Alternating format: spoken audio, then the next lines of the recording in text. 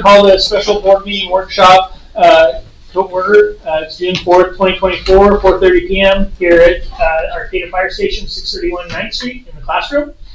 Going to call it to order. I'll be the facilitator for the workshop tonight. I'll default to Ms. Hill to do roll call. Director Arcata? Here. Director Johnson? Here. Director Maynard? Here. Director Mendoza? Here. President Loudenslager? Here. Okay. Public comment is allowed tonight. If there's any association reports that want to be given, any person may address the district board on any subject pertaining to the district business, which is not listed on the agenda. This comment is provided by the Ralph M. Brown Open Meeting Act, Government Code 54-950, and may be limited to 3 minutes for any person addressing the board. Any request that requires board action may be set by the board for a future agenda or referred to staff. The workshop topic, this workshop is a facilitated discussion involving the ongoing relationship between the Arcata Fire District Board and the Arcata Volunteer Firefighters Association Board. No actions are going to be taken by our board tonight. As far as ground rules for tonight, we just ask that folks speak clearly. It is a recorded meeting on our board here. Folks should, if you've got, I think somebody's on a phone. I saw. Yeah, we got Rob Cannon on the phone. So what we may end up doing is have you put the phone, or I can put it next to the microphone there so it'll pick it up. Okay. Speak clearly, loudly. Be open, be honest, be respectful. Raise your hand. Don't interrupt, and allow people to finish their statements and thoughts. As we said, FaceTime or something like that is fine. And we're going to try to keep this to about 1.5 hours for a time limit. Okay? So I'd like to open it to Arcata Volunteer Firefighters Association first. If you have any topics or items you'd like to bring up and discuss, feel free to open it up. Fine.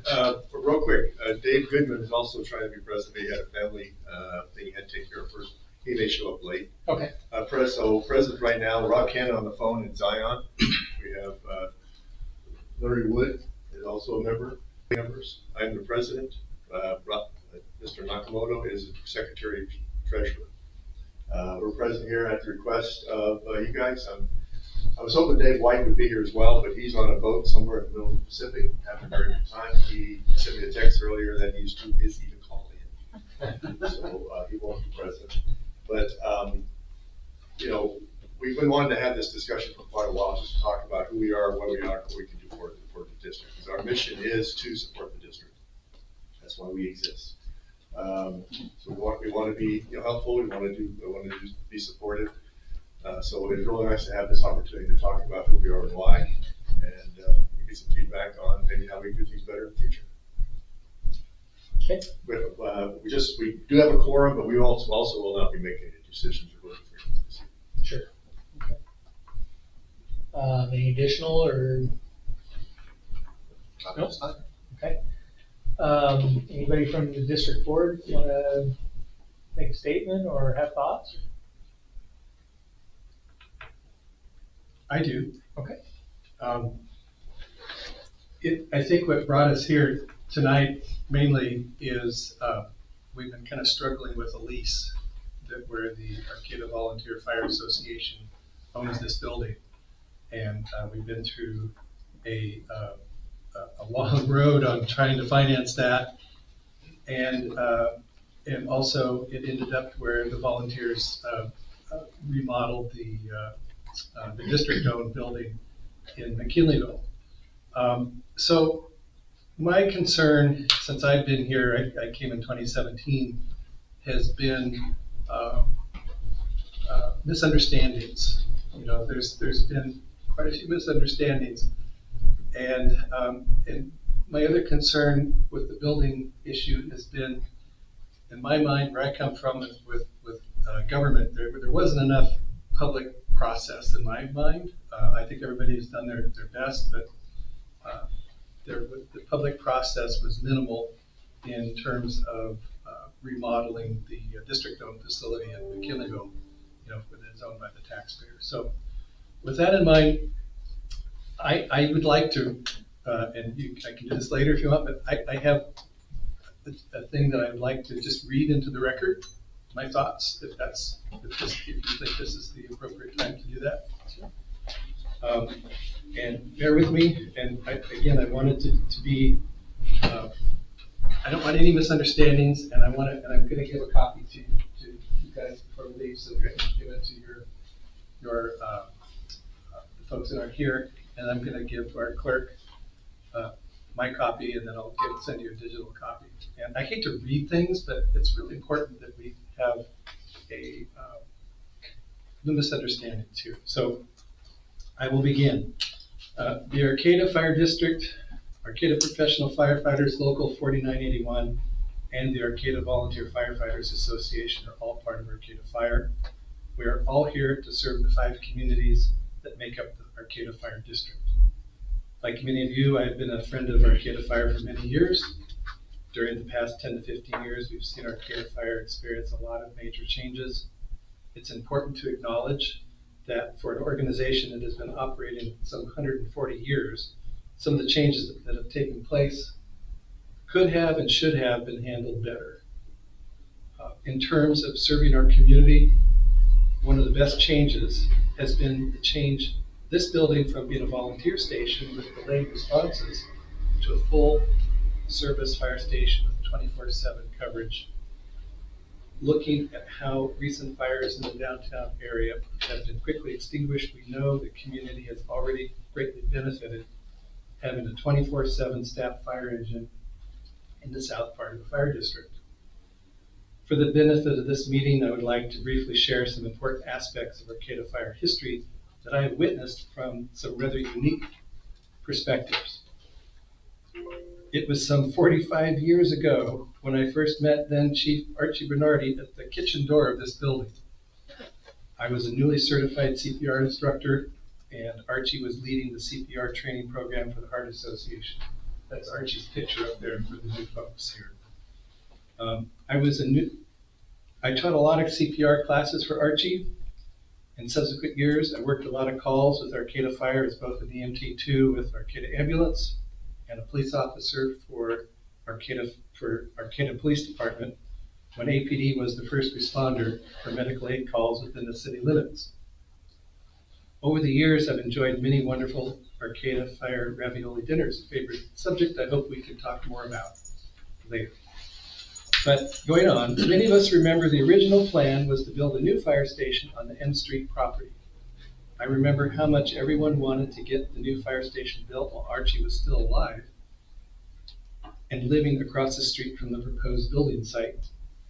I was a member of Sunrise Rotary when we worked with Arcata Fire volunteers to put on a series of major firehouse building fundraisers. Over the course of the 10 years the firehouse fundraisers took place, many of us worked on every event. Every year I wrote personal checks to make cash donations toward what I've always regarded as an extremely important need for our community. I've been fully invested in this project. Thanks to the incredible community support, those events raised in the neighborhood of $300,000 for the building fund.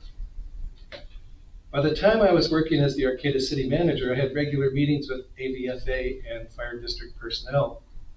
A reoccurring agenda item was to keep me and the city posted on the progress of the plans to build a new fire station.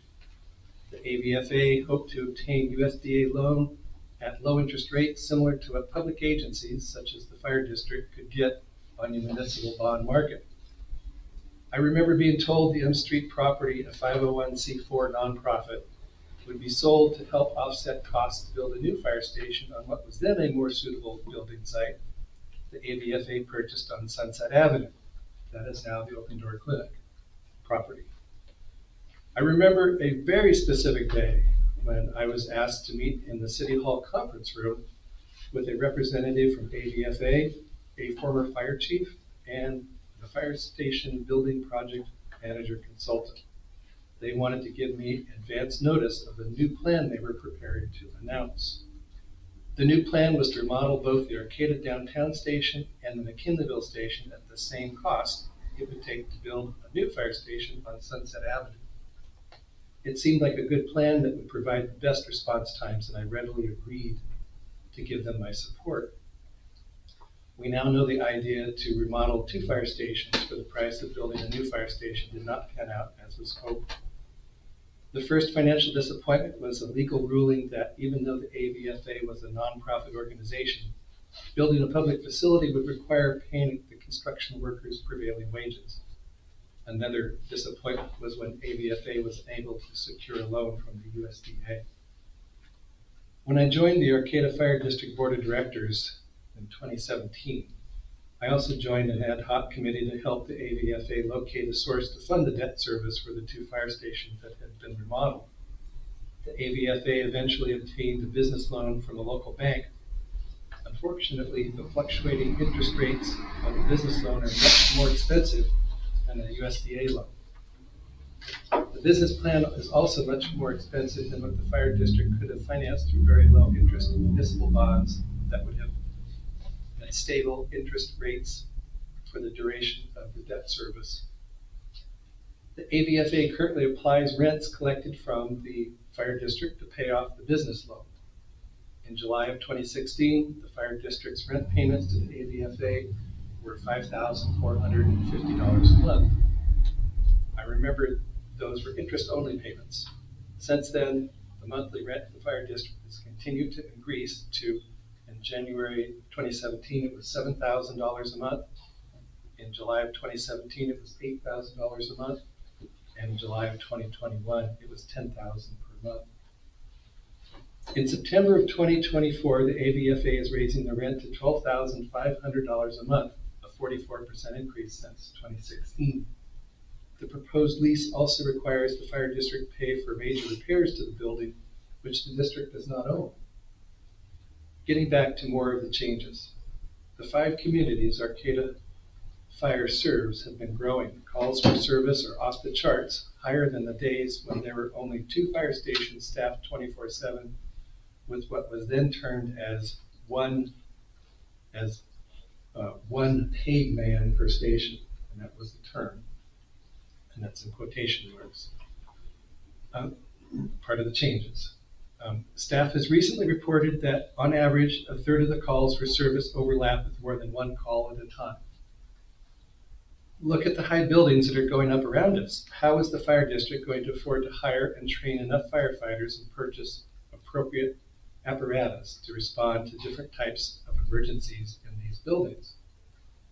The uncertainties and fluctuating high costs of the proposed AVFA lease will make it difficult for the fire district to plan long-term budgets for major expenses, such as replacing aging fire apparatus at costs exceeding $900,000 each.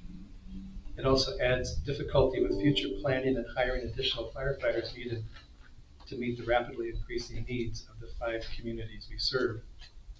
These are extremely important issues that involve the safety of our firefighters as well as the safety of our citizens. I will always be a friend of Arcata Fire, but I currently have a job to do, which is to represent the taxpayers of Arcata Fire District Division Number 3. The terms of the AVFA lease are too expensive and definitely not sustainable. This is why I cannot, with good conscience, vote yes to approve what is currently being proposed. To my friends at Arcata Volunteer Fire Association, we are all part of Arcata Fire. Can we please find a way to fix this situation? I don't think any of us can say if we'll even be here 5 years from now. I believe it is our duty to address the issue now rather than to kick the can down the road for our successors to deal with. I strongly recommend that AVFA board membership will consider revisiting the original plan to sell the M Street property. Proceeds from selling that surplus property would reduce the principal on the building loan and lower the monthly rent costs of the fire district to a more sustainable level the fire district can better afford. As the fire district's valued booster club, selling the M Street property to finance lowering the monthly rent and saving thousands of dollars in interest payments would be by far the most supportive action you could ever do to fulfill the AVFA mission.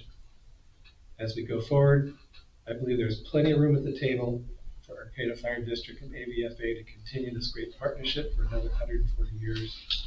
I hope we can immediately get to work on making that happen. Thank you.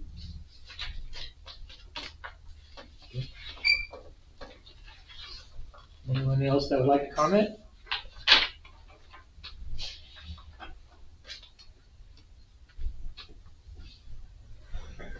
On what Randy said or going forward? Do you want to do a back and forth? Do you want to just hear? Whatever you want. I mean, Okay, I mean- you guys put this together, and we appreciate being put together. We appreciate Randy's input on it. We've been looking at the meeting minutes, back to 2012, trying to figure out who said what when, who committed to what when. And yes, never did the Arcata Fire District ever vote to spend money on the McKinneyville station. Never, right? That's true. But two of the members of the district board were on that committee, and the fire chief, who basically designed and facilitated the purchase and building of the McKinneyville station. And this commitment, the association took on that alone. That's a fact. M Street is basically right now how the association survives. Without M Street, the association would have to go back to fundraising to survive. Right now, we don't have enough members to really do adequate amount of fundraising. But we don't need a lot of members if we have M Street. Basically, we can survive as a small organization and support and find opportunities to support the district that way. M Street is right now how we survive. Without M Street, we wouldn't have a revenue stream based on the number of members, and we would have to fold.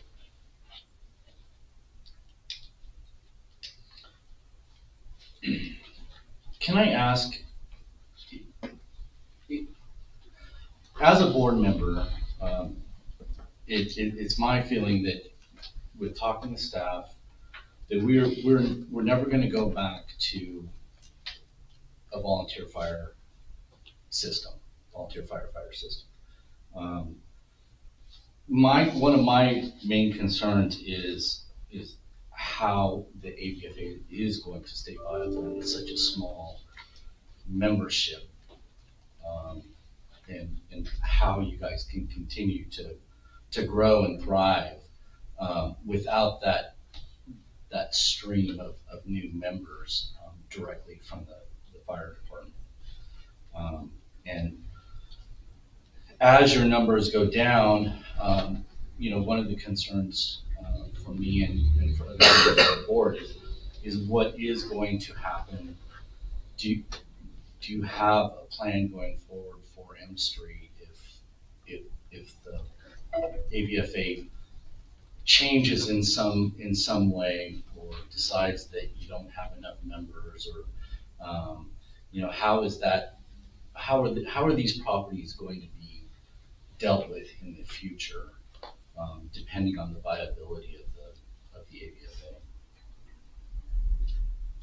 Oh yeah, we've been working with the chiefs to talk about DLU as a growth. We actually made a commitment earlier last year. We were talking about growing with external people off the street. There were some concerns associated, but we get Candy back on the phone. Are you there? Yeah, thanks. No problem. We talked about trying to, maybe growing with people off the street. There's a definite issue. We understand the issue associated with access to the facilities. That's a major concern, and we understand that. So what we committed to basically, to be a member of the association, you have to be at least indented at one time from the district. And DLU would be that growth associated with the association if people wish to be members. We're always hoping the union would come back, but probably not. That would be an idea. You guys used to be part of it. It can happen again, potentially. But that's basically a process for maintaining membership. But as far as viability goes, as I mentioned a minute ago, as long as we have a funding source where we can actually contribute time and materials to the district. I mean, $131,000 last year in grants, which equals to about, what's that, $15,000, $12,000 a month in rent. So $131,000 in grants, basically $372,000 since 2017 in grants. We have contributed to the district. We have a purpose in doing it.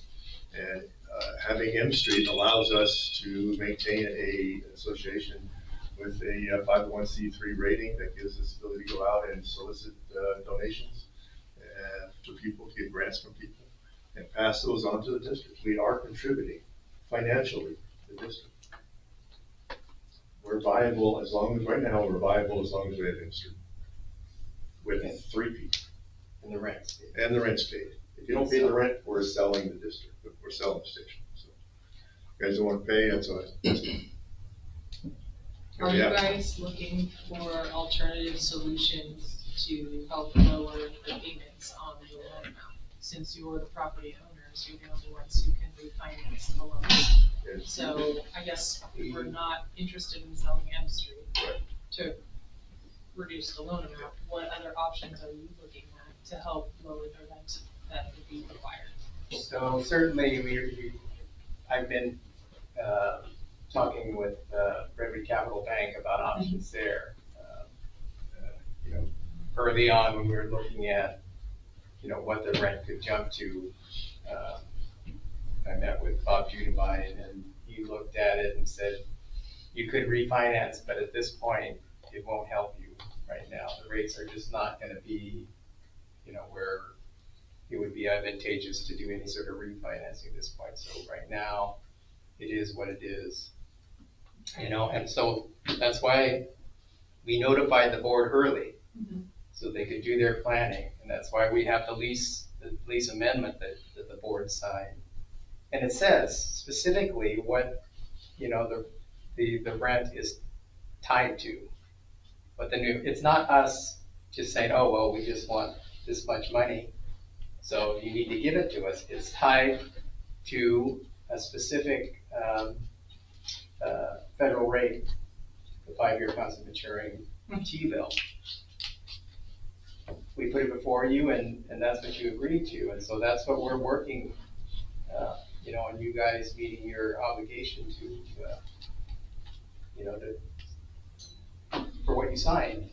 You know? Sorry to interrupt, I don't feel like anyone anticipated the rates to go so high, especially given, let me know what's on COVID coming and things like that. So a lot of the rate increases are probably a lot more aggressive than anyone was expecting them to happen. So when we originally got the Redwood Capital loan, that rate was a much more acceptable number. I believe it's around 4%. Correct? Yeah. Okay, so where the rates are now is a lot higher, and we're looking to have them kick the rate up because the 5-year maturity is coming up for renewal, which is driving the increase. That's right. For the rent. I don't think anyone is, you know, angry about that. We all understood that that was a potential. It's just that the rate increase has happened so much more aggressively due to the Fed increasing rates, which was a result of our inflation and trying to manage that. So nobody would have been able to forecast seeing that happen. It's just where we are. You know, from my finance background, if we are not gonna look at, you know, refinancing with Redwood Capital because they're recommending that it's not really gonna be cost savings for us, my other recommendation would be, what about returning to the table with the district absorbing the asset for the cost of the balance, so that way we can get the better pricing as the district and then pay off the loan amount and absorb that so that we can get the lower fixed rate. Since we're a district, we get access to different rates than say you guys would as a commercial property holder. I know we had initially put that on the table and then it didn't come about, or maybe we just put it in the lease as a purchase option. Was that how that came It about? originally started as a purchase, but Okay. the interest rates went up during the period of time. Yeah, and I don't think we're gonna get away from the interest rates right now. They are gonna remain high for a little while and we're all just gonna have to deal with that but the best avenue for kind of mitigating that and moving around it would be to see what kind of rates the district can get as a government entity, because we do have access to some lower rates. Yeah. That would be the best opportunity for everybody. Yeah. And I also wanted to circle back, I don't think anybody here thinks you guys aren't contributing anything to the district. We're well aware that you guys are contributing and helping us. Nobody on this board feels that way. It's just, we really want to make the best money-conscious decision for our district funds and how they're being spent in regards to the property. And that's your job. That's what you're Yeah. supposed to be doing. We totally understand that. And, you know, we got into selling the property to the district 2 years ago now. I forgot how far we went. We got really deep into it. We locked up on access, right? I mean, that's really what it came down to. I remember in the agreement we were trying to develop, it came down to somehow we had a lease agreement. We call it something else, but it was a lease agreement for us to have access to our conference room and our office, access to the CPR stuff and some other stuff. And that was a 5-year window. And then it would be month to month or whatever after that. And we said we couldn't accept that. We've been in this location for a very long time. We've been, especially with Arcata for a very long time. And we didn't want to just lock ourselves into potentially losing access to a facility. If we don't have a place to meet, we're going to have issues. We're going to have to rent something to meet. So that's where the difficulty of discussions happened. And then the interest went up, and you guys backed out totally. Okay. So what would be a way for us to get back to that discussion topic and come to an understanding between us? So if 10 years or 5 years is not acceptable to you guys, what would be an acceptable number? Kick us out and screw up. Well, what would be the definition of screwing up? And that's up to discussion. And if we can't meet if we are, being detrimental to the community, detrimental to the value of the Arcata Fire District, if we are not being good citizens, you could figure out some provisions to kick us out. Okay. Otherwise, we just want, I'm sorry, Rick, go ahead. I'm sorry. we need a place to meet. And we've been here for a long time. We like it here. But that's what happened to the last agreement and that's what we locked up on, was limiting guaranteed access with provisions. So if we were to revisit that discussion about purchasing the asset for the balance on the loan, right, purchasing the building so that it became a district asset, and then we were able to then take over and refinance it, get the better interest rate, possibly lower our lease payments, save money that way. And then we were to put together an agreement with you, so instead of having a time limit of access, it would be a code of conduct access. Yes. And then we could define some definitions, figure out who would be the enforcer of that. I would assume the fire chief. That would be okay and amenable to you guys to take back for consideration. I think we can take that back, and we talked a lot about it, but I think that's where we were 2 years ago. Okay. I mean, my only other comment, and I like this agreement, is that timeliness is something that we do need to consider, because we've all been having this conversation for a really long time. I mean, I came on this board specifically to help deal with the property values, the loan, all the stuff, and I've been here for over 5 years. So I just want to make sure that we're all under the understanding that the interest rate is going to rise no matter what, and we all need to kind of move in a timely manner. We're stuck, of course, with, we have to make meetings, and the board has to meet, and we have to decide, so there is going to add a little bit of time there, but I think not letting something sit without being discussed, because it kind of felt like maybe we were moving a little slow in our discussions last time. Well, you guys meet once a month. I know, there's not a lot we can do about that, unfortunately. I know that. What happens is, we've had like the lease agreement that got locked up just the way we were processing. Okay. Right? And we would get it and talk about it and give you feedback, and it would go back to the loop again. And it just took forever, which was not anybody. But, and I think the fault lies on both sides for the time is, I just want to make a vocal statement that we can't just sit and let time go by and by and by. We do need to move quickly on this, or as quickly as we all can, to come to an agreement. So I think, if we can all agree that we can revisit the purchase option, and then we can talk to our financing people to see what kind of rates that we can get, that we can do the code of conduct as the lease determiner, or the access determination over a time period.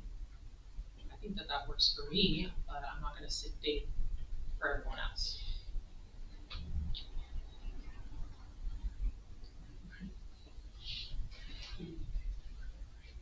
I totally understand. We don't have a quorum. No, I'm not telling you guys that we need to vote on it, I'm just I saying, know. like, this is the whole point of this meeting is so that we can, try to find No, I understand. equal Yes, we footing gotta and go move back. forward. We go back, we discuss, the fact we're back to talking about selling again. And, talk about what, options we would have, we agreed to as far as, ability to maintain access to the facility. Yeah. And, we're totally willing to do that. And we've talked about it every single time about, we can always go back to sell, we can always go back to sell, we can always go back to sell. It's just that with the interest rate so high, you guys aren't interested in buying. So. Yeah, I mean, I think at the time, we weren't really aware of all of our lower rate options, but we've been given some more updated information, and we do have access to lower rates. I do want to emphasize, though, that I think that would be advantageous to the district if the sale is just a straight across, no gain sale. And so that would also be something that's really important for us. Here's the provision we were talking about. If, we don't have access, it's $3 million. Market, right, that's the market value of the building. We do have access, it's whatever, we'll have to go back and talk about it, but we've been here before, and we've vetted this before. So access is really the breaking Access point is for the you issue. guys. That's what Okay. killed it last time. I'm gonna say that I don't remember that being maybe as black and white for us on the board, Yeah, so, That was the issue. was it the It issue? was Okay, the maybe I'm issue, misremembering that. Did we not put in some wording, towards the end of the discussions about how that 5-year renewal would be and what the stipulations were for us to not renew that? Yeah, if I'm remembering right, I think we went from 5 to 10 with some language that it's the intent that it would continue. The concern was, it was a rent-free lease of public property for an indefinite perpetual period of time. And at the time, that was something that the board had a lot of concern about. The definition of the lease too, we called it something else, at one point. I don't remember what it was. It was not a lease, but I can't remember the term. More of a legal, accessibility kind of thing. Yeah, I've got it up Licensing here. agreement? It was a lease back, and there was the lease of the exclusive areas of the ADA office, and there was a license to use the License, conference that room. was, right, the license. At least designates exclusive use. I was gonna say, wouldn't it be a license agreement since it's not specifying an exclusive 100%? It was a lease of the office and a license for anything else. Okay. Right, the license, that's what the license is. But yeah, we've been there before, and we'll take it again. We never were not able to sell this thing to the district. I mean, it's been an agreement that we've had for quite a while. We met with all the members at the time, and it took us a while to get all the old timers together, gave them an opportunity to vent, and they did. And, it came down to the fact that it's the right thing to do, not someone else. So I have a couple questions. Please. Didn't the city own this piece of property at one time? No, it's across the street where the So- city building, that was City Hall. So there's an ordinance, a city ordinance, where the city joins the fire district. And the city, as part of that ordinance, there's a 10-year lease. I'm presuming of this facility, this is where the firehouse has always been for years and years. As Randy was saying, the original fire hall, the firehouse was in the basement of City Hall across the street. Okay, This was Excelsior Hall. okay. So, So, go ahead. no, well, that answers part of that question of what, and so at that time, when the city owned it and you were over at Excelsior Hall, how did license agreements and things like that with the city work for getting access? Because you had access at that time to space, I'm presume. I would have to fall back like to Dave or some of the other seniors, because the fire department was basically a couple of garages down in the basement with the police vehicles Okay. over at City Hall, and there was an agreement between the city and the fire department for that use. And then we purchased this place and moved everything over here as the fire station of our own. And 40 something. When we built this one? It's on the blackout front. 40 something. 40 something. Yeah, 40 something. So I'm curious why a 1975 document from the city would have the district paying a lease to the city for the fire station, the downtown fire station. Does it define downtown? I It could be Metro Station on James. No, because actually, the city gave us, when the city came into the district, it was in 1975, and part of that agreement was they gave us city property that was out at Mad River Hospital area, and it included a stipulation that we build a station there. So that's how that station came to me. I'm just, part of my, so I've had one issue and the rest of it's questions. And I definitely, I share Director Mendoza's concern about the process that was used, completely unorthodox and not the way things are supposed to happen. When the loans were, when the building was, when the building renovations came about, for the district, for two district people to meet up with two volunteers and get the volunteers to borrow a bunch of money that there was not a clear way to pay for, and then subsequently have that obligation taken on in the form of leases from the district is not the way accountability with the special district is supposed to take place. All of that should have been in public meetings, and all of that debt should have been on our books, and all of these sorts of things. So I've been, when I look at that, I go, my gosh, it's not the way we're supposed to conduct business.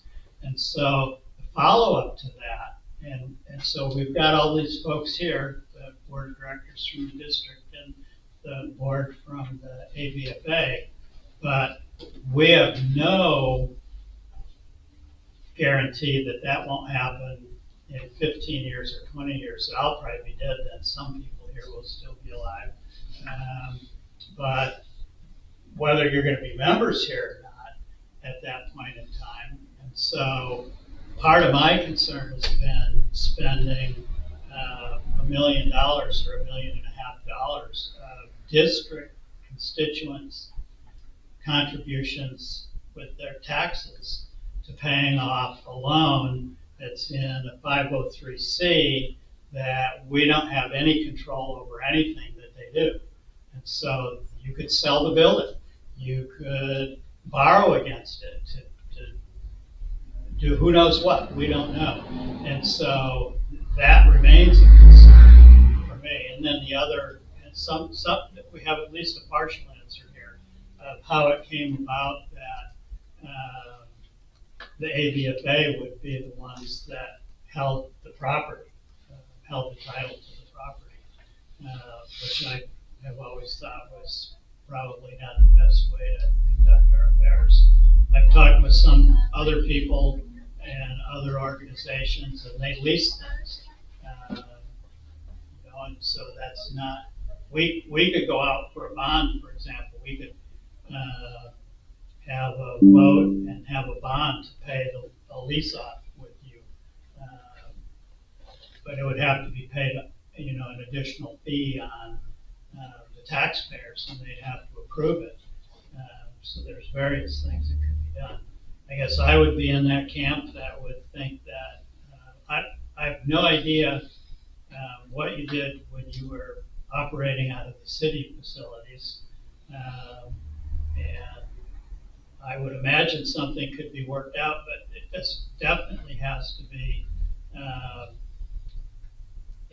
not in favor of the district, but the district has to have some teeth in it, because once again, the people from the AVFA may not be around and involved, and we're dealing with members 15 years, 20 years down the road, and they want to do something completely different, and they look at this clause in here and says, we can do it.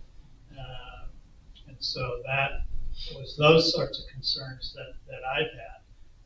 And then, my view is that the district is not the gentlemen here that are in uniform. It's not the board of directors. It's not the AVFA. We're all part of the district. The district is the 37,000 people that live within our border, and that it doesn't really matter who holds the title to this piece of property. It really belongs to all of them. And, we, the board of directors, are responsible for maintenance and upkeep and supervision of 2 stations.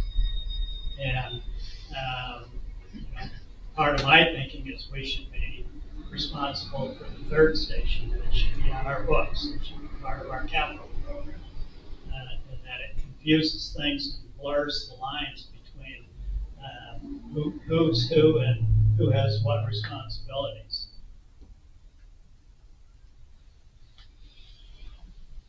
And it would make it easier if M Street could be sold and the proceeds used to help pay down the debt. And I realize that you guys have contributed. Do you realize how much we've contributed? Yes, Really? yes. When you say contributed, Roy, what? Just labor. I mean, dollars are one thing, but the labor that we put into contributing. I mean, yes, the rent's going up. We can always talk about fair market value for these 8,953 square feet, right? I mean, the market rate for this place could be $18,000 a month. If you were to rent on the market, it could be more. It could be based on the square footage, based on $1.40 a square foot, is $12,500. That's market rate. We're not talking market rate. We're talking what the mortgage is causing us to do. But I'm not sure where I'm going with this, but yes, the lease and we didn't put the maintenance thing in the lease. We did not put the maintenance requirement for you guys to take care of this building in the lease. That came to us. We didn't write that. We didn't write that. Correct? Right. That's because as the lease was being developed, it came to us with you guys taking on the maintenance of this building. And sure. I disagree. That's the way I recall it. We didn't put that in. You talking the original lease or the amendment? The minimum. I have a quick question, just in the definition of terms. So I'm wondering why you present the rent as paying down our mortgage. In my view, we have a contractual agreement that the district leases this property for a monthly rent. We receive that monthly rent. What we do as a private group with that money is our business. You're not giving us money to pay down the rent. You're giving us money to pay the rent on this facility. We're being fiscally responsible by making sure that we pay down that mortgage and that you have a station to, operate out of. But it keeps coming up that, if the public is spending money to pay down a mortgage that they didn't agree to, which I totally have problems with because, it was within the department that all this happened. When I came on kind of right when everything was beginning, and I had some significant concerns about, the cost of these projects, and I was told under no uncertain circumstances, you need to pipe down, this is happening. And, you know, there were promises made by various entities that made it more appealing, and the budget was pared down, so it made it more feasible, and it progressed on. But, I don't know, you as a lawyer, maybe you could tell me the difference and why the money that we received is presented as paying down the debt when it's rent. It's rent. I guess the fuller context, though, is why we lease it and why the rent is tied to the mortgage. The rent is tied to the mortgage as a way of paying down the mortgage. And so however you perceive it, it's rent. And then we have an obligation to pay rent, you have an obligation to pay your mortgage. I think it's as simple as that. Well, that's what I think, it's simple. And so every time it comes up that the public is paying down the mortgage, it's a step that I don't take. It's, you're paying your rent, we're being responsible as AVFA to make sure that this station can continue to operate as a fire station and doesn't go under, into bankruptcy. It's a step that I don't see why it's continually taken. The public is paying for this mortgage that they didn't agree to. I guess the only difference would be at the end, when the mortgage is paid off, the public will not own the facility. Right? We will have paid a rent, and the public, the idea is for the rent to pay down the mortgage, but at the end of the day, AVFA will own the asset. So, I mean, there's always that opportunity to structure that sort of lease-to-own agreement, create that sort of lease-to-own agreement, which the district hasn't done. You know, which, like we're saying, the AVFA has always been amenable to listening to discussions about turning over ownership of the station to the district. And certainly, I mean, like it's been said many times, we're all not going to be here in 20 years if it ends up, we end up paying that time. But all of our intent now is that if it gets paid off, the station will. Yeah, I think the lease to own thing is a concept we discussed, because, we originally wanted to put in an option to purchase into the amendment so that the district could, at the appropriate time, buy the building for the then existing rate balance of the loan, and that was not acceptable to AVFA at the time, and which is why it didn't make its way into the amendment. I don't remember that discussion. Yeah, I had it with Brian. We had talked about putting in an option to purchase. It never got to us. I think maybe there's been some miscommunication because I mean, we're that whole with the thing maintenance of and other things. the So, lease going yeah. lawyer to lawyer to lawyer to lawyer, that's what took it so long. Yeah. Because my lawyer went on vacation for a month, and then he got back to us a month later, and it just meant that it was total mess. Yeah. I think part of the on the option agreement, it wasn't necessarily the concept of the option, it was the then existing loan balance.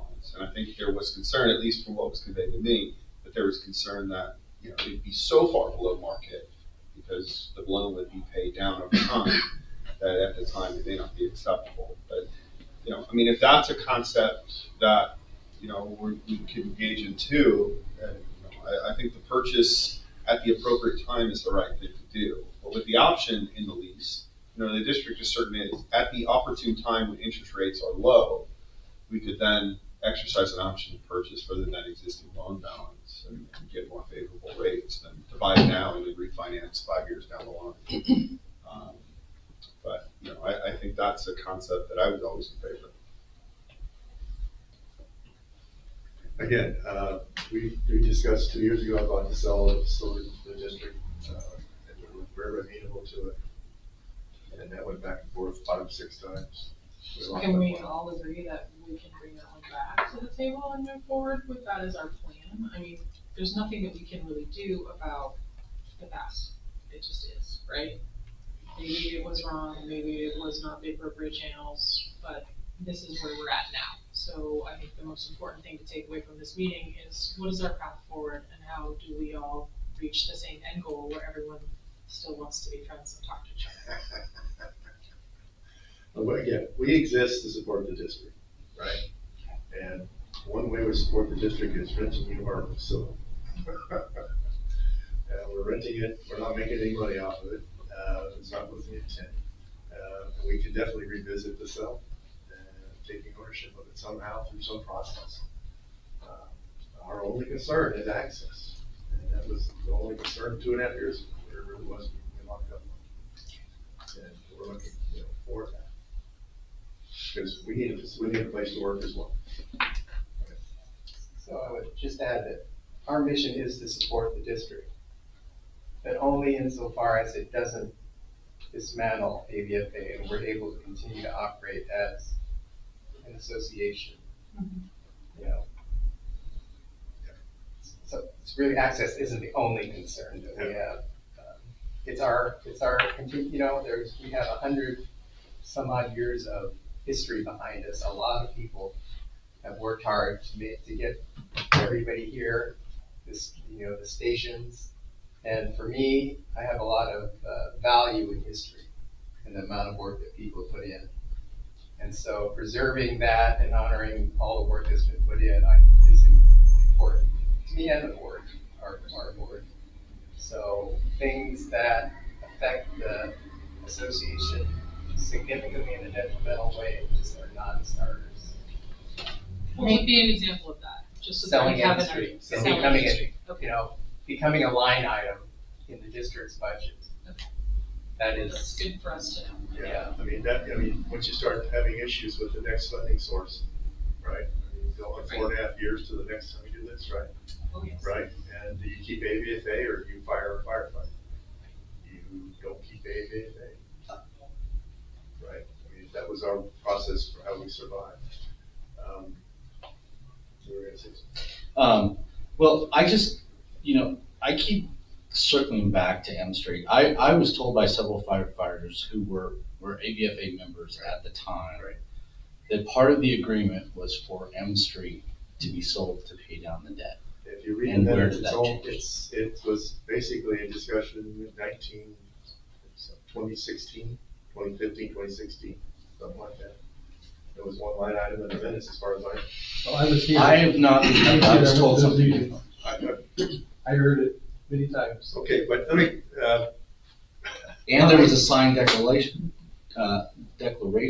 by the members of the AVFA that was what was going to happen. okay, I have never seen that.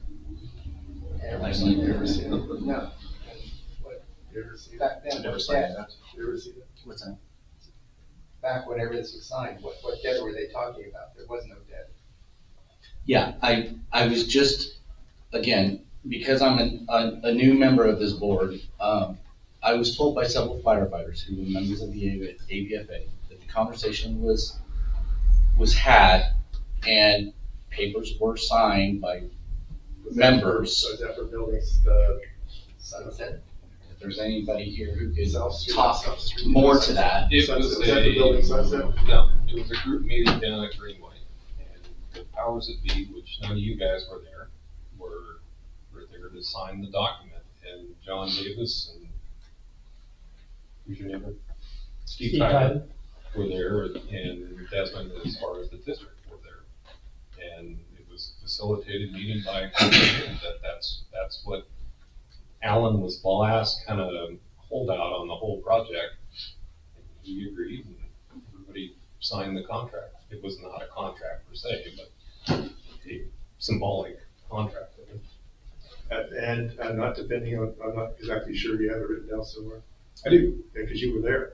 I was. So this was an email from, at the time, AVFA President Kevin Pellicini.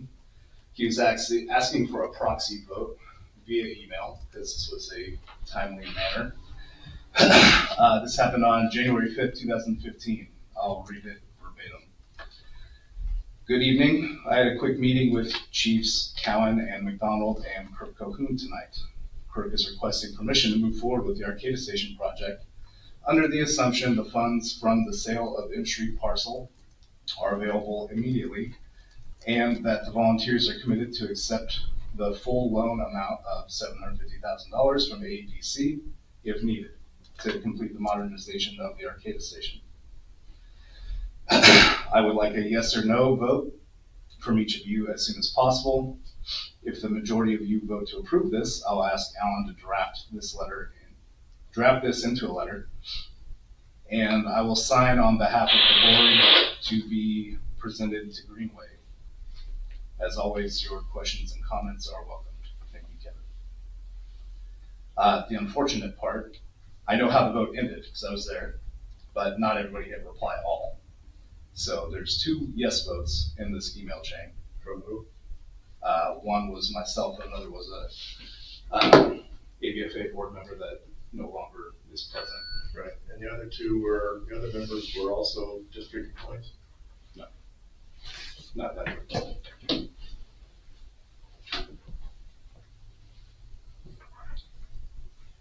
It was Busher and,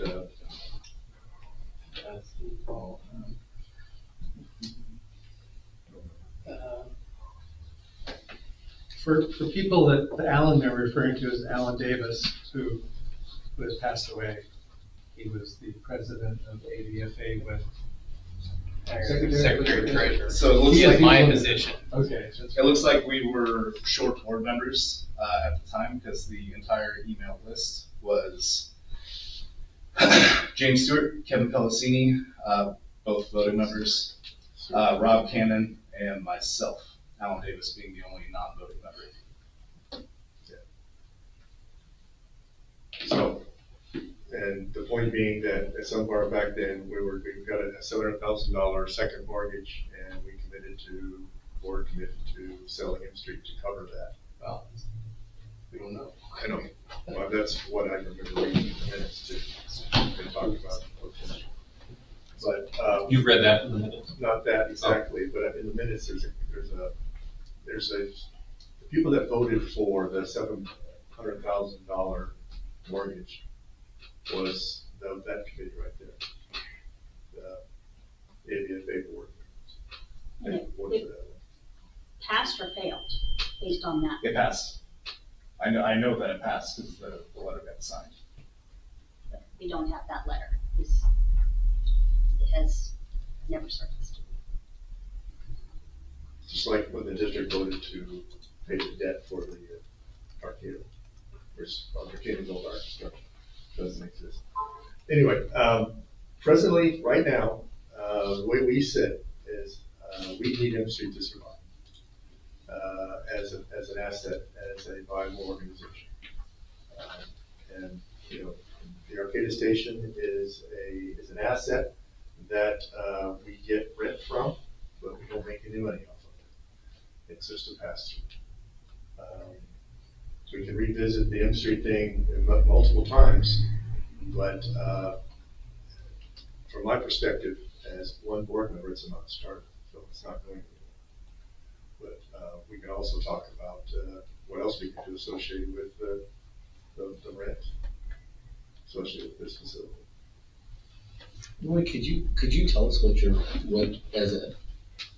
ABFA's monthly overhead is? Is that something? I don't have that. Ready? Yeah. So, several things, and I'm not trying to cause issue, I'm just questioning. Do you know if that was the entire M Street was addressed then, or, because it was 2 separate parcels? Because at that part, we had already sold the corner lot to the preschool and the lot next to it to McKinney's for parking. So it's the rest of the lot. Because there's also the current one, and then there's the house. So I was curious which. So in the conversations that we were having at the board level at that time was About the rest of rolling it. up shop on the whole thing. My other question is, I keep hearing, well, let's talk about selling M Street. Has the board discussed their empty property on Anderson and selling it? And Yes. that could be a funding source for you guys to cover that increase in the rent. Unfortunately, it probably wouldn't generate that much money. Short term, I get it. You Short term, pay for a so- year and then now what? But yes, we did look into selling it, and It's even on the market. yeah, it was on the market. Yeah. There weren't a lot of, due to the zoning and the Brown seal. power lines, it's, yeah. I'm sure you're also gonna have hazmat brown seal out there. believe We have it's phase clean two property. done, so it's dealt with. Clean? Yeah, Clean-ish. it's mostly just the power lines, I think, if you're gonna build a residential there, it's not really a big selling point. So for someone to put in the capital to develop a raw piece of land and then know that they're gonna take a hit or not be able to return as much equity as they want, Being a it's former not really an career- investment opportunity that someone would jump on. Being a former career firefighter, I've also thought about, well, if they put a station there, I wouldn't want to live under those power lines. 2 days We've a also week. looked into putting a station out there. Yeah. None of those things are very cost effective for us, so we have looked into other opportunities, yes. Just sorry to interrupt real quick. I got a note here from Dave White concerning M Street. And sale of M Street property is an unknown because of serious hazmat contamination on the property. A few years ago, ADFA started discussions with a neighbor property owner on sale of the property. When the other owners found out about the contamination, there was no longer interest in the property at any price. The cleanup process is ongoing. Legal and real estate counsels both advise it would be ADFA's best interest to retain ownership of the street. So there's also issues with the as-is requirements of the property. So is the property still undergoing remediation? Yes. Something that I would like to add, sorry to cut you off. Oh, I was just, one more question before you go. I thought, my understanding of the history of that property is that the parcel that was affected, the part that was affected by the spill was parceled off, and that was, or was that something to do with the That's Sanko and the streaming? Or Well, the river, the sample whatever was that just is. done by somebody. EPA. Water quality. Yeah, they found additional contamination from this. So has the departments for the environmental remediation, have they given you any kind of understanding of when that will be complete? No. No. Sorry. No. So I was voted into ABFA in April of 2010. And I want to say June or July of the same year, I filled her board spot. And from that point on, from 2010 on, this M Street contamination, so it's contamination, it's been a thing. And I'm sure it's been long ongoing since then, or before that. Yeah. So the decision was made while Dave was still within the organization to sell it, knowing that this is going on. What's changed? We're not gonna sell it. Do I need more time, so I have to say that. We're not gonna sell it. If you want me to write that down, I'll even sign it. Okay, we're not gonna sell it. We're not gonna sell it. We're not gonna sell it. Well, I'm not gonna vote for the lease, Okay. Sell the building. so. So, I mean, Well, where let's we pump the brakes, guys. So let's bring back Yeah, down. let's pump the brakes. Let's bring back down, The make whole it a point of productive this- meeting. Yeah, the whole point of this is to find a solution. Well, I thought the point of this was to work out who we are and why. There's no agenda for this, right? Is the whole agenda talking about the rent? We're trying to find a solution so that we can find a more secure and stable way for either us to pay rent or for us to absorb and purchase an asset so that way we don't have to pay rent. I mean, Okay. either way, we have to pay something. Yes, So we're trying to find the best solution that's fine. and the most cost-effective way. Right, and the onus should not be back on us to sacrifice our facilities I and think- abilities because you guys can't afford to pay the rent. I definitely hear that you guys don't want to sell M Street, Fair and enough. that's your line in the sand, and I think everybody probably needs to respect that, I hope because so. it's And what I they've would love to stated. see the document committed in 2015 to sell the industry, see how it was written, see why it was written, understand why it was written, what happened post that relative to the mortgages. They didn't have to sell M Street to get the mortgages. So, anyway, I'd love to see that, if we can find it. Director Johnson? Larry? I just want to loop back to what you were saying earlier in the thing, of potential district buying this and assuming the debt. That would be the entire debt for both stations, is your intention? Well, there's no way to split it up. So I'm just clarifying. Yes. Yeah, ultimately, we would like to pair the assets with the liability, because that's what would be a balanced transaction. I will bluntly say that I am hesitant to sell the building just for historical and value. It's hard for me. Yeah. I've got almost 40 years here and a lot of memories. However, having been through a similar thing in another organization recently, I have to look at the practical side of it too. So I hear what you're saying, and I as a board member, am willing to entertain that conversation. So, but just understand it's difficult. I understand that, and with an understanding of how important it is for us to define an acceptable level of access on both sides, but also to understand what your hard line no's are, which is industry. And I would also like to know if the lease isn't, for whatever reason, if the lease isn't renewed, you sell, where does that money go? Would you guys be willing to somehow utilize that money to help us build another station somewhere else? Probably. Like you said, probably.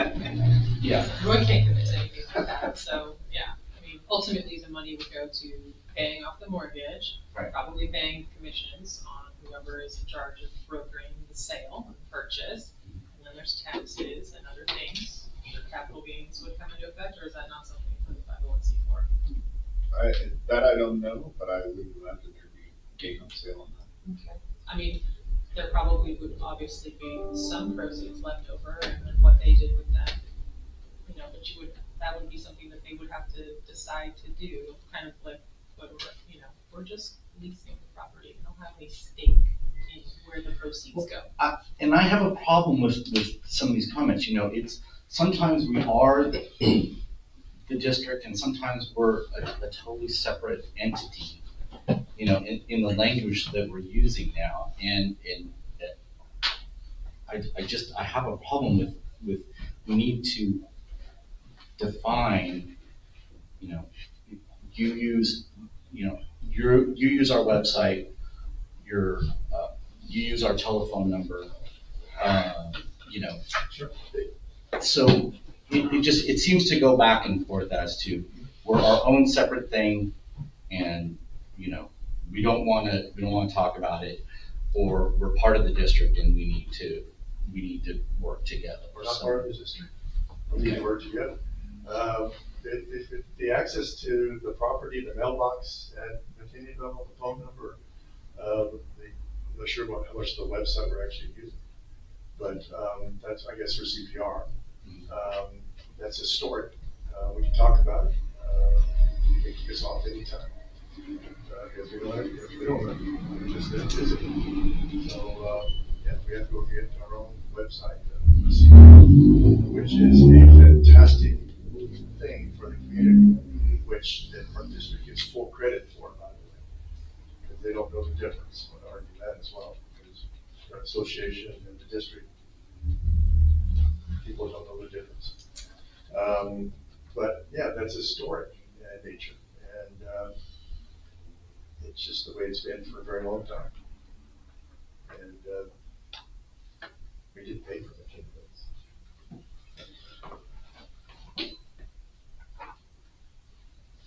No, because, no, I'm just thinking very, very quickly. I would also like to know, again, from some of the older people who have been here longer than I have, how much, you talk about how much money the ABFA put into this. How much public donation money was also, the Orva May and all of that? I'm still a little bit, not clear about, When we refinanced this loan, right, it was $1.8 million. We took out of our savings account, out of our money, $110,000 to pay that mortgage down, that loan down, to get it below $10,000, to get it at $10,000. Our own personal finances, our money, $110,000. Was that fundraised money or money that was acquired how? however we require. I mean, was it the old fundraising? No, it wasn't, no. No. Good. We have income from chemistry, that's part of our existence and. I think back in the day, too, there were CDs, didn't the volunteers have some CDs ever held? As long as I. Under Ron Grace, yes. There was money, some money squirreled away. With that $110,000, we had to vote to take it out of our savings account to pay down the mortgage. So, part of this conversation is very intriguing because the community has no idea that the ABFA and the district are two different things. Correct. And part of the time, as Wayne has pointed out, part of the time, the conversation is that we're the same thing. Part of your conversation is that we're two different things and you're a separate business that we're contracting to rent a facility from. And that, for me, it comes full circle about part of what this meeting was about the relationship between the two entities. And partly it's what we want, and partly it's what you want, and whether there is an accord there. And I spent 30 years up at what is now Cal Poly Humboldt. We had foundations. We had Advancement Foundation, and we had who takes donations. They go out and scour the earth for people who are willing to write checks to the university. And then we have the Sponsored Programs Foundation, and when I would get grants, that's where that money went. Those foundations function, and I would have to go talk to the executive director or somebody up there to figure out how they fit in the organization chart for Cal Poly. And part of what we're talking about here is we haven't agreed on what our organization chart looks like. The community thinks we're all one thing. Sometimes we think we're all one thing. And then other times we are completely separate. And the ambiguity there is part of the angst for everyone. And if the ABFA if their point of view is that they own facilities and we can rent it or we cannot rent it, then we need to hear that message for the decisions and the planning that we need to do on our end. And I certainly, once again, I appreciate everything, and you can wonder whether I know, and I don't, because everybody in the community has viewed the district and the ABFA and the professionals and the union as all one thing. And so obviously I can have an appreciation for the fire district, and I can have appreciation for the ABFA and all the fundraising that took place. It's actually hard for us to do. I mean, that's like up at HSU, that's, I still call it that. That's one of the reasons for having the Advancement Foundation, because they can do things that the university can't do, and as a public entity. But there's an organizational structure, so when they go raise money and then they spend it, whether it's to buy an airplane or buy property, at some point in time, that gets funneled back into the state, winds up, that gets granted back to the state. And so our relationship here, both sides of the table need to understand what it is, and the two sides have to decide whether there's middle ground or whether you're a landlord and we're tenants, and as tenants we have to decide the best course of action for the public entity. So there's been a lot of discussion about, fundraising, and I wanted to bring up one point in that the reason the fire district has a budget right now is because of ABFA. It's a campaign that Roy led after 2 failed attempts, set before the public, that successfully passed the measure so that you have the funding levels you have now. ABFA operates all the time with the best interests of the district in mind. As I said, that only extends to the point where we're not putting ourselves in jeopardy of future existence. So in those cases where, we're doing CPR and we're doing it here and the public might not know that, we're ABFA, a separate entity from the fire district, it benefits the fire district to know that they're doing these things. It's PR for the district, free PR, so that people look more kindly upon the district, as a beneficial entity here. And I really, if you want a hard line, it's gonna be a business arrangement and that's it. Well, if it's a business arrangement, we're never gonna sell you this facility for the debt, because it's worth much more. But that's not in the best interest for the residents of this community, the fire district, or you. It's not what we're after. We're after looking after the fire district and looking after ourselves as well. So it's really distressing to me to hear, all this stuff, questioning, well, how much do you spend here? The money's going to pay the debt. It's not. But it's also not personal. Well, I mean, that's some I'm of it sorry, is, so for me, And I'm I see not- that, I get it, money. I'm not a We're real, spending our money, I'm not but a it business, isn't I'm not a personal. businessman like a businessman should be. I treat all of it as if it were my money. Sure. Would I make this decision if it, because it's my money? It's all of your money that I'm looking after, and it's the history of the organization that we're looking after. So, it's just really distressing to see this, some of this. How many members do you have now currently? 12, 12 members. And our last meeting with you was super distressing because your suggestion was to go away. Basically. It was That's what you- not, I will stop you right there and totally disagree. My suggestion that set you off was a name change.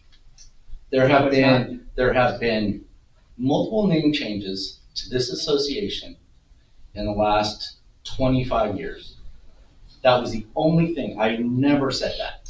Well, when you tell us that you need to change your name, you need to sell all your assets, and maybe we'll make you a line item in our budget. I never said any of that. Yes, you did. I completely disagree with you. That's what we heard. That's what we heard. I never said sell any assets. I never said that. Then So- I did recommend a name change. I suggested Friends of the Arcata Fire District. That was my suggestion. So in the interest of being productive, can we move forward on another topic or item? Sure. Is there one? So just have a comment, kind of going back to what you were saying earlier, and what you were saying, Eric, that it really is, or it needs to be seen as one group. I mean, we are here to support the district, and I mean, your badging, it's on every shirt, it's on every door, it's up there. The district wasn't started in 1884. That's what you're advertising. It really is a joint thing. So bear that in mind. You're flying that every day, everywhere, that we're together. So, that's the point I wanted to make. To me, it is a joint thing. Yes, we are the property owners, you are the tenants. Doesn't have to be adversarial. There's gotta be ways to get through this and come up with a solution. And I think those have been addressed. I think we've come up with some ideas. Director Johnson and Nicole's had some good thoughts on potentially going back to the district purchasing here. And I'll get up on my soapbox. I think some of this stuff is personal and it isn't really relevant right now. So you guys can say your piece. I don't, that's what we're here for.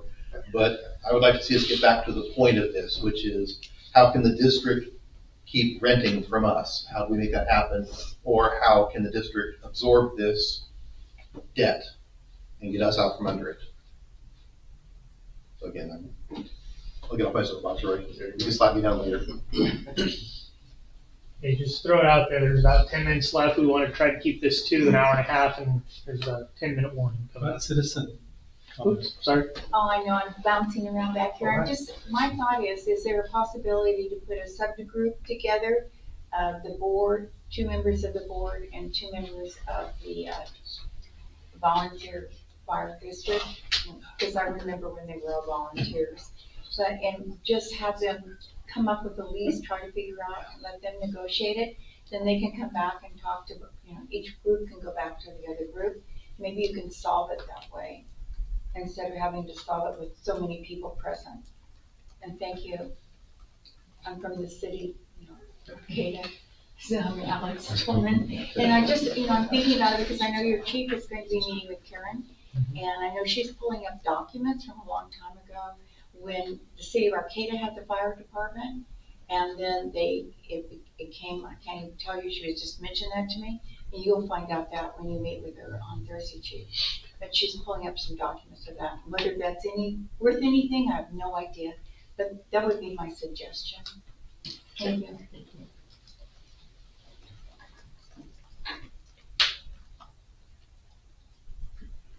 Any more thoughts or comments, or are we there at this point? Well, I think it's important to end this with a clear direction of how we're moving forward and what the expectations are, so that if there's actual board action that needs to be taken, we can be sure that we get it on the appropriate agenda coming up, right? Okay. And everyone agree to that? Okay, so what is our path forward? So do we have items that you would like us to agendize, is what I'm hearing. I don't know if we're at an agendized item, but we do need to at least come up with a path forward as far as potentially looking at the option to purchase or the phrasing is missing at the moment, but there are two different options there. Yeah, I think, from the board's perspective, we need to agendize a closed session for real property negotiations. If we're going to open and have that discussion. And then, I can follow up with Josh Kaufman. Yeah. A lot of the groundwork was already laid in terms of the transactional documents. I know we have some internal discussions about the 10-year option, and I'm looking at my email to Brian from January 24, 2023, when we discussed the purchase option to be built into the lease amendment. And that's another thing that we want to talk about. Not a little off topic, but this is the same email chain where Josh talks about the maintenance obligations that he wants to impose upon the district through the amendment, including the roof. That was something that was brought to the table by ADFA. We were going to carry forward the existing maintenance obligations, but there were some amendments through Josh's emails that we ultimately agreed to, including the roof. But anyway, I think closed session for us. When's our next meeting? Next Tuesday. Next Tuesday. We can get some direction from our board and then re-engage with Josh about what our board would like to do. And put the ball in ADFA's board's court to consider. Do we have to talk to Josh? Yeah. You don't have to. I would send it through Josh. We can have the chief send it to you directly. Let us send it to Josh. Yeah, let us take it to Josh if you're going. Okay. Yeah, that was just gonna be my way of getting it to you, but we can get it to you other ways. We don't have to have that legal perspective on everything. Yeah, I was hoping he'd just forward it on, but He does. we can get it to you anyway, somehow, some way. But that'd be the way I'd suggest moving forward. And when is your next board meeting? Next Wednesday week. Okay. Potentially good timing then, since we're going next week. Yeah, everybody, well, we have to get a quorum. Okay. Everybody's trying. Okay. Yeah. without committing, what would be the process for the board if they went for this funding measure, this funding route? Would it be a bond measure, you'd have to wait till November for a vote, or would you go solicit your own independent loans? I'm just thinking in terms of our rent is, or our, I don't know what you want to call it, our fee mortgage is going up in September, and I'm just leery that this may not happen before then. And is the board in a position or willing to, even for a few months, carry that additional, again, no commitment, but just food for thought, while you're pursuing this other action? I can't speak for the entire board, but from my professional expertise, a bond might not be the best approach for us. So we would probably pursue financing. Okay, that would go much faster. Yeah. But again, it's not up to me as an individual. Yep.